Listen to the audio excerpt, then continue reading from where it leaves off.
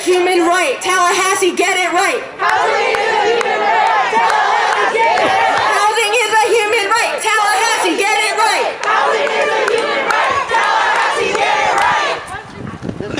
Fight, fight, fight, fight. Housing is a human right. Fight, fight, fight, fight. Housing is a human right. Fight, fight, fight, fight. Housing is a human right. Can you hear me through there? Okay.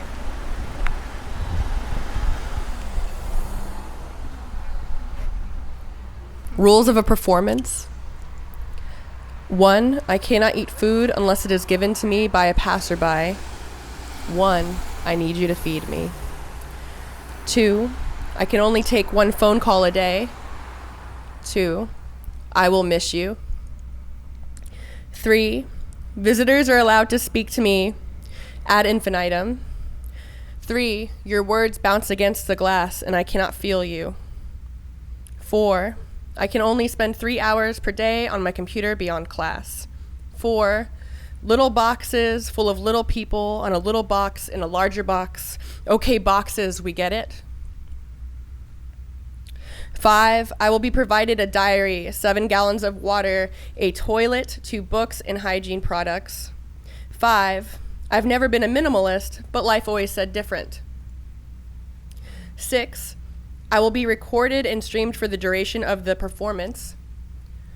6, watch me here, watch me there. 7, I cannot leave the room for the duration of the performance. 7, I'm always here anyway.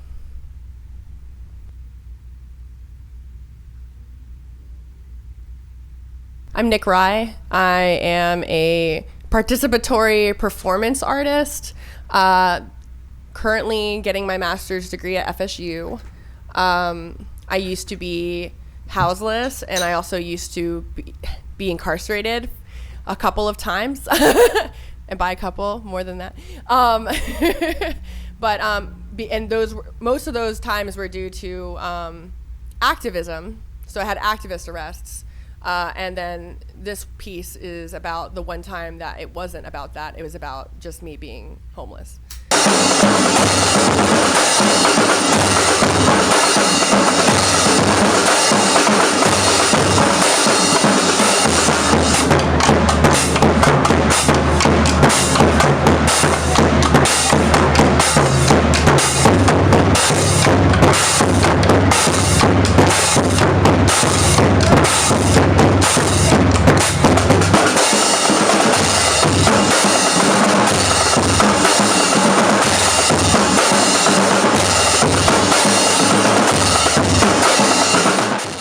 In New Orleans, when we were going through the court system on the way out, a houseless man had already served his term twice. He was in there for 30 days, and then he was in there for 30 days again, and the only reason he was in there was for sleeping outside. That's right. He was serving 60 days. He had served it twice. He said, I would like to get out this time, and the judge said, and the prosecutor said, but we don't have a shelter open. We don't have a shelter open. Wouldn't you rather stay in here? And he said, no, ma'am, I would like to leave, please. And she said, well, aren't you an alcoholic? What does that mean? Aren't you a drug addict? Didn't you put yourself in this situation? She said, you deserve to stay here, and the judge sentenced him to 30 more days in jail.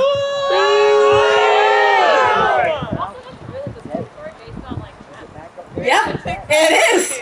It is. It's discriminatory, and it's stereotyping, and it is simply criminalizing poverty. And they do it again and again and again. In Orlando, when the Magic plays, the basketball games happen, they do homeless sweeps, right? We know homeless sweeps are. They take everybody that's outside, and they want to beautify their city, and they put them in jail. That's right. Being poor is not a crime. Being poor is not a crime. Being poor is not a crime. Being poor is not a crime. So I have a cardboard floor. That is my bed, to keep me warm from the coldness of the floor. I also have the jugs of water that also are a callback to being houseless. And then also incarceration, pulling aesthetics from jail. So I wanted to go very industrial with this, keeping everything very black and white and kind of oppressive in here. And so I wanted the walls, the writing that's on the walls, which is an excerpt from my diary from when I was arrested for houselessness and spent 7 days in jail the first time. I wanted to be surrounded by those words and by my history, because it's a past trauma that's kind of encircling me. So in a lot of ways, this is also my brain, right? I'm inside of my own head. But yeah, so, and then of course the toilet, which is another oppressive situation where I have no privacy at all. So a lot of this was just like in the window. I also have the live stream camera in the corner watching me all the time.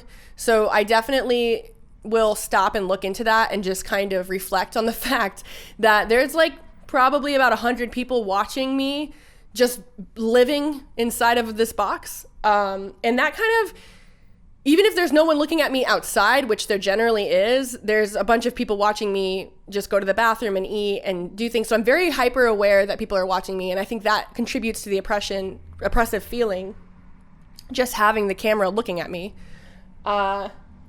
So yes, it's definitely homeless aesthetics. It's jail aesthetics. And what's interesting is I think people are profoundly aware of that and how oppressive that can be and how that can kind of hurt you. And so people have been very empathetic and compassionate, and they started bringing more than food to try to make the space feel nicer.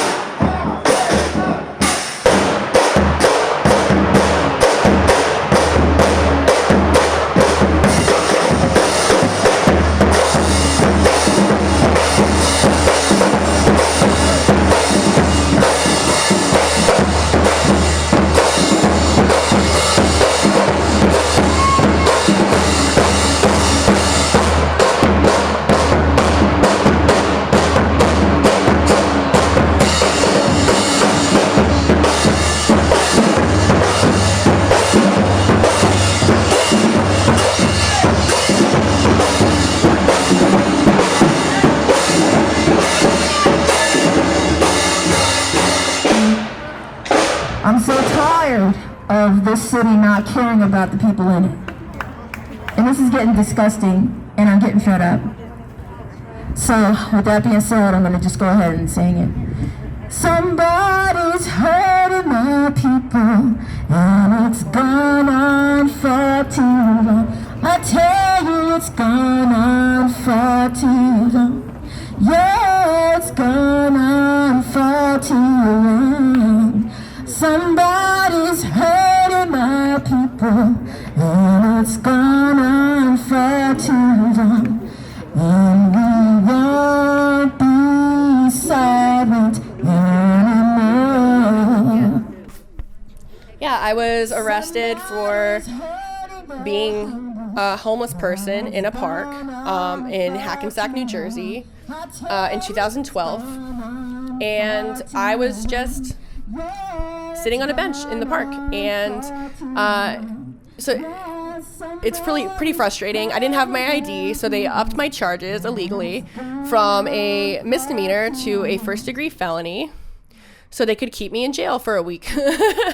And when I got out, they lowered it back down. They made me take time served, which was literally like $50, but it was like $800 the amount of time I was in there.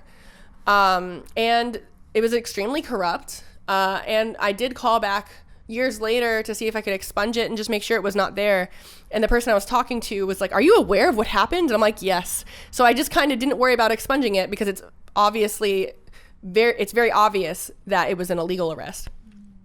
But yeah, I spent 7 days in jail, and my biggest takeaway from being in jail and then reading this diary entry about a week, maybe last year, like last winter, was remembering how important the people were that I experienced while I was in jail.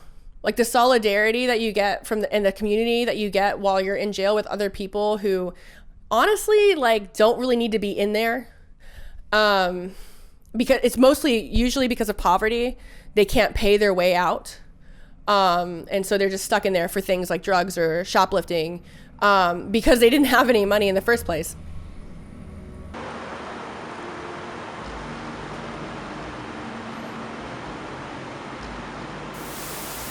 New at 5, a facelift on the gateway to the capital city, North Monroe Street. The idea is to launch a task force targeting a specific part of the road from the I-10 interchange to Tharp Street. And that's where we find ABC 27 Chantel Navarro tonight. Chantel, why the need for a task force? Well, Avon County Chair Rick Miner tells me that it all stems from business owners' concerns. Now they want to create a group to not only make some of these vacant buildings less of an eyesore, but also make it safer for everybody in town.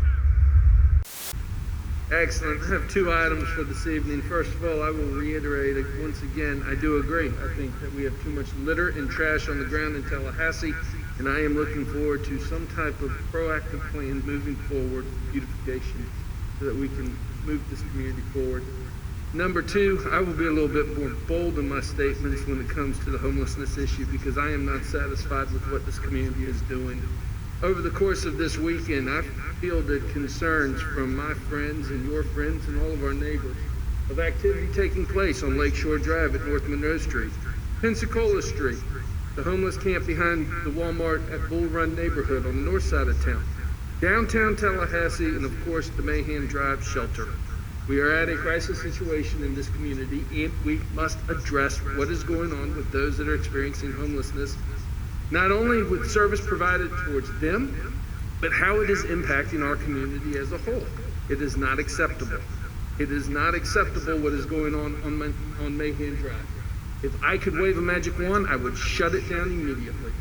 I think that the mission is admirable, and I think all of us deep down inside, whatever our religion is, or what we believe in and our higher power, all have the drive and the need to take care of our fellow man. But to what extent to the detriment of our neighborhoods as well that have been pre-existing? It has to stop. The City Walk, part of its ministry, has expanded its operations to include what used to be office buildings on Mayhem Drive. Becoming aware of that, our staff, code staff, risk management staff, did engage with the operators. Their current use is not in compliance. It's a non-conforming use. I think I'm using those terms correctly. Well, we're surviving. Mike Kane is the general manager at Crystal River Seafood. He says the restaurant has taken a hit from the pandemic. We're down on sales from last year, obviously. But other impacts came unexpectedly. We've definitely seen a lot more homeless people, and we've seen some crime. Just leaves a bad impression, and it's hard to deal with at the time. Madam Attorney, can this board right now shut down the City Walk shelter? Mayor, the city could not do that.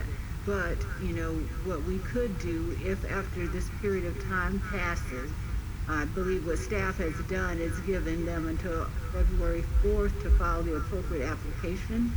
At that point, if they fail to do so, certainly we could go into court and file an action to seek to close it down if it failed to do so. Crime and blight. A lot of the neighbors and business people in that area will tell you that it's suffering some decline, and we need to get on it. I believe that we have an emergency temporary cold night shelter that was opened under the guise of an emergency temporary cold night shelter that here we are weeks and weeks and weeks later is still operating. I have grave personal concerns that overnight a shelter that is not in compliance that is housing registered sex offenders and registered sexual predators this close to a neighborhood, and heaven forbid, a preschool across the street. There is definitely room in our society, our caring society, for this mission. There is definitely a place in Tallahassee to take care of those less fortunate. It is not on Mayhem Drive, period. And we have got to do everything in our power, my personal opinion, to relocate, if not completely shut down, this particular homeless shelter. Now, I know that I'm a little worked up, but I feel the stress of my friends and colleagues and neighbors. I feel the stress of Tallahassee. It is getting to the point to where every day we are fielding calls about solicitation in neighborhoods, about aggressive panhandling, which is illegal, knocking on doors in neighborhoods. It is making people extremely uncomfortable and fearful, and we need to address this issue. I'll tell you another one. I don't know how we're going to do this, Cassandra, and we talked about this today. We have confirmed through some of our shelters that we do have other jurisdictions, as Commissioner Richardson said, that are truly shipping the homeless to our community, which I think is about as inhumane as it can be. Out of my sight, out of my mind, go to Tallahassee. And that has to stop as well. Change will happen in 2 steps. Because of COVID, a lot of our homeless people have been relocated to those hotels temporarily along North Monroe. Right now, we're working on redistributing those folks to places all throughout the county so that they're all not concentrated in North Monroe. Mr. Mayor, you know, I know you ratchet up. Let me help you ratchet back down. If you're in a place where you do not have the capacity to help or provide, is it truly inhumane if you try to get them to a place where they can get services? No, but I'm not sure that that is truly what their motivation is. Okay, I don't, but that's exactly right. We don't know.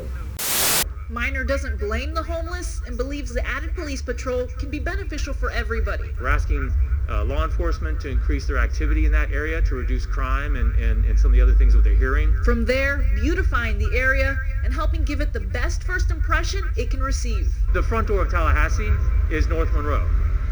And so what I want to do and what the neighbors and business people along that area want to do is make this something that we can be proud of. So we're in a compliance period as we speak, and the operator has to conform or action to be taken. So you start to see like how often poverty is being criminalized when they're like, and especially when they're literally arresting homeless people and making all these rules about and laws to make it illegal to exist. You can't be in a park, you can't sleep here, you can't eat here, things like that. You can't go to the bathroom in here. And so it's like they're trying to erase your existence, and they're also simultaneously very upset that you exist at all. Like, you can't erase them. You need to just help them. But yes, that biggest takeaway for me in there was just the people, right? And that's what pulls you through like a lot of situations, and I think it's important to highlight that.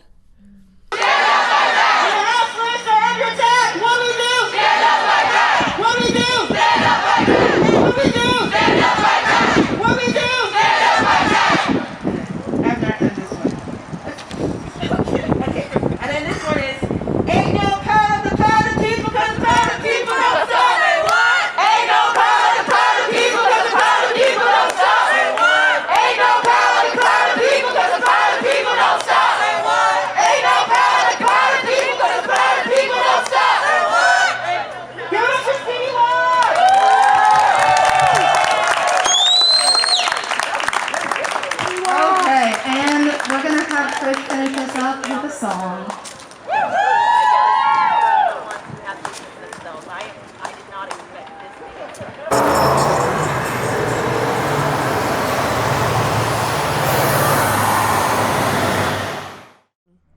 I think it's a huge reflection of how compassionate people are able to be, and that like we should have faith in each other a little bit more. I think that's very interesting. Yeah, people are very empathetic. They don't want you to be alone. They don't want you to be uncomfortable, and complete strangers. So I think that has been healing for me, but also like, I would like it to be healing for more than just me, and that's that's the issue. But I hope that it's doing that, and I can't really tell because I'm in this box. But hopefully when I get out, I'll be able to see if anything has changed or anything.